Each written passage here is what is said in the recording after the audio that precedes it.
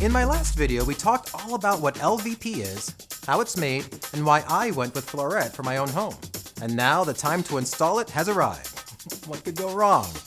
This is TechSpank.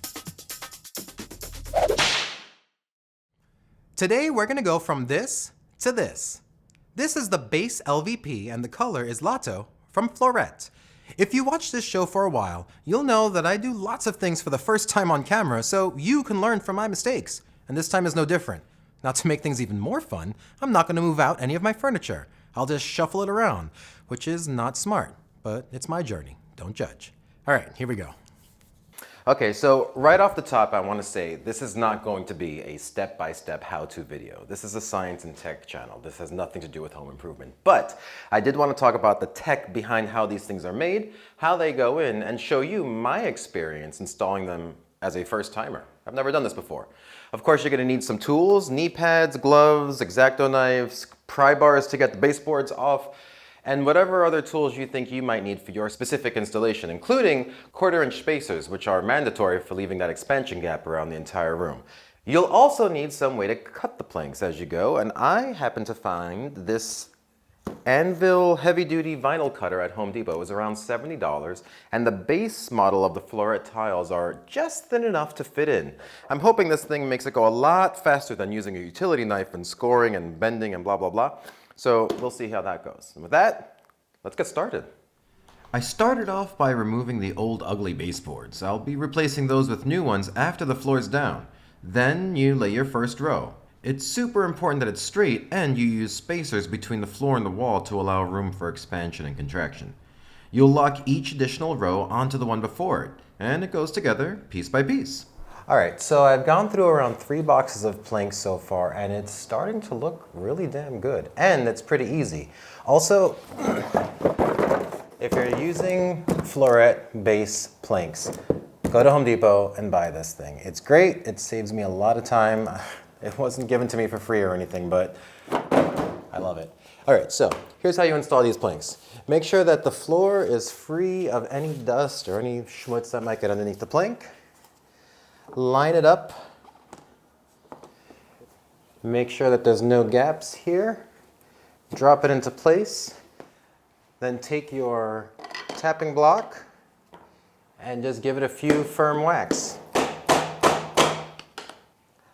All right, and that's about all there is to it. These things have been going down really easily. The hardest part so far has been working around the furniture because I'm stupidly not moving it out of the house because I'm in an apartment and it's just easier to leave it.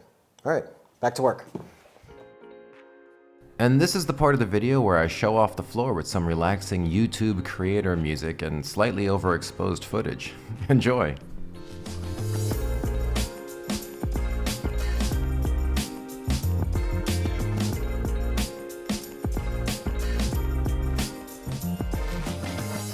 During the install, I ran into all sorts of weird issues because of my 1950s concrete apartment. The main one was that since I couldn't undercut the concrete and metal door frames, I ended up with some insane cuts like this. I used a jigsaw for those, and then I'll fill it with wood caulk that's the same color as the plank when I'm done. But outside of my weird install, I have a few more tips for you. As you go, inspect each plank to make sure that there are no problems. In around 25 boxes of planks, there was only one with a crack in the lock mechanism broken off. It probably would have been fine, but it's better to be sure they're all good before you install them. Definitely get a cutter. You can rent one from Home Depot or buy one like I did. Just make sure that the cutter's good for the thickness of plank you're using. Remember, while these Flooret planks have a 20 or 40 mil wear layer, that's mil, not millimeter, and that's just the top layer. The whole plank is actually 5 millimeters for the base or around 7 millimeters for the others. The cutter I showed you in the video is good for up to 6 millimeters, so you'd need something more beefy for the thicker Flooret models. Flooret does an amazing job reducing the repeating patterns, but just to be 100% safe, you'll want to mix things up from a few boxes to make sure you get a nice look. It's just good practice, even with real wood floors.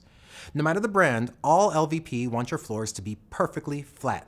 I couldn't do much about my parquet being a little wonky, but if the floor is not flat, you could run into all sorts of issues. It could sound hollow when you walk on it, they could bend, it's just not a good time. Grab a super long straight edge and check. Fill any dips and sand any bumps in your subfloor. You'll thank me later. While you're putting these together, make sure that they're clicked together well. Run your finger over all the seams, and if there's any gaps, tap it into place or pull it out and start the piece all over again.